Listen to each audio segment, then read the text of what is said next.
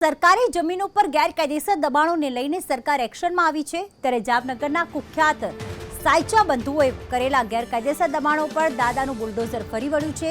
બેડી વિસ્તારમાં સાયચા બંધુઓએ જે પ્રમાણે આ બંગલા પર આખું બુલડોઝર ફરી ગયું છે। સરકારી જમીન પર બનાવેલા બંગલા પર બુલડોઝર ફર્યું છે। જામનગરના બેડી વિસ્તારમાં પોલીસ બંદોબસ્ત વચ્ચે ડિમોલેશન કરવામાં આવ્યું।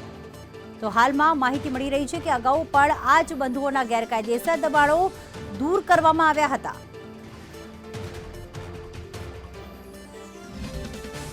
1000 वारना आसपासना एरिया में एटला मोटा बंगला ए लोको ऊभा कर्या छे अने आ बंगला में बेसीने अने जुगार रमावे अने बीजा बधा प्रोहिबिशन अने गैरकायदेसर काम करे अने आम पब्लिक ने हैरान करे। तो आ बने बंगलेनो आज वहीवटी तंत्र तरफथी डिमोलिशन राख्यो छे अने आ डिमोलिशन में अमे जे ए गैरकायदेसर काम करता था बंगला में बेसीने आ बंगला ने तोड़ी पाड़वा में आवी रह्या छे।